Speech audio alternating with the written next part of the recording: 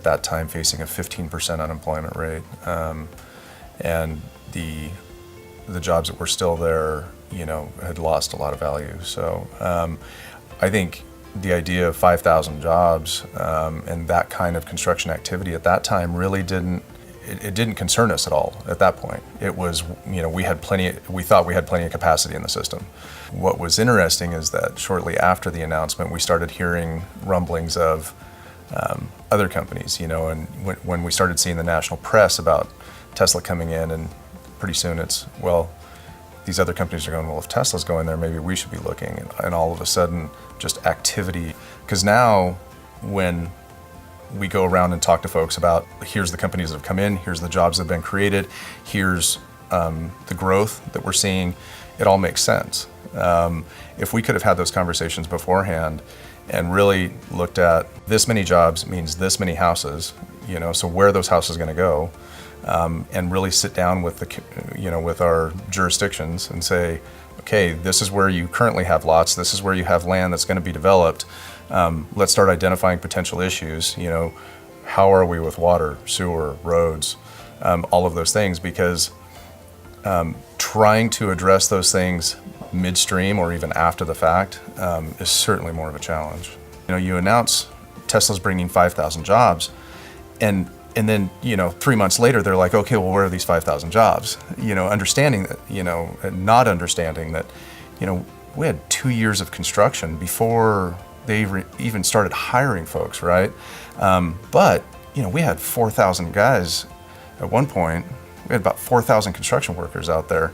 And a lot of people don't really, that's outside their field of view.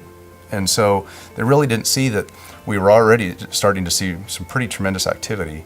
We knew what was going on from the construction side, and that demand, and we started to kind of feel that, that sucking sound as labor was being pulled in that direction. And it was one of those that by the time we realized, okay, we've got 5,000 construction workers out there, and now we need to build houses, and we don't have any guys here. How's this going to happen?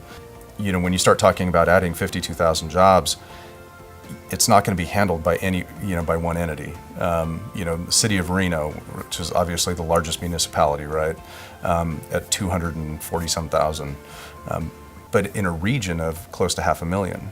So, but that one jurisdiction says, okay, well, this is how we're going to do it, and we have to kind of back up and go, okay, you're not going to do it by yourself, right? So it's going to take the two primary municipalities, Reno and Sparks.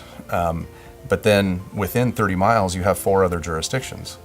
So that's really where even now, we're still working hard to bring all of those entities together to start working more collaboratively. Because as prices continue to escalate in Reno, folks are looking further out to try and find that affordability. From day one, if we would have said, okay, what are the capabilities? How are we going to meet this demand? Let's really identify what that demand is. How are we going to meet that demand? And realize that it's going to involve this bigger picture and start having those conversations. Regardless of when we talk about identifying resources, that's such a broad topic, right? Because it's one thing to say, do you have sufficient infrastructure for water, sewer, drainage, traffic? But then do you have the necessary resources in terms of, planning staff, building staff, engineers, to really put these things in place? And then do you have the financial resources to actually make some of this happen? I represent 800 contractors statewide, and every one of them is doing great. And they would be doing better if we could find more labor. But again, it's that how can we look for creative solutions to pull some of that risk off the table?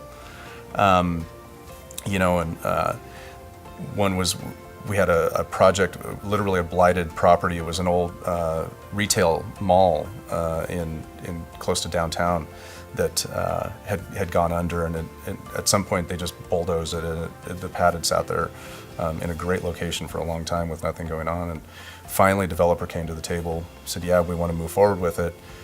City goes, oh, by the way, there's some infrastructure issues. There's about $5 million worth of infrastructure work that needs to be done. Well, it damn near killed the deal because, again, risk, right? That's just adding to the risk. So the city actually worked with them and said, tell you what, if you guys pay the money, we'll do the bonds and actually pay you back. So the city actually stepped up and helped them overcome that $5 million hurdle.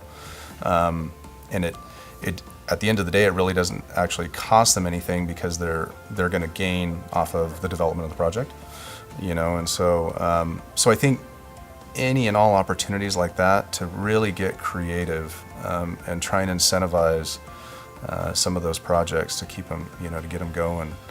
Because it only takes one or two. Racine's a little interesting because it is kind of landlocked.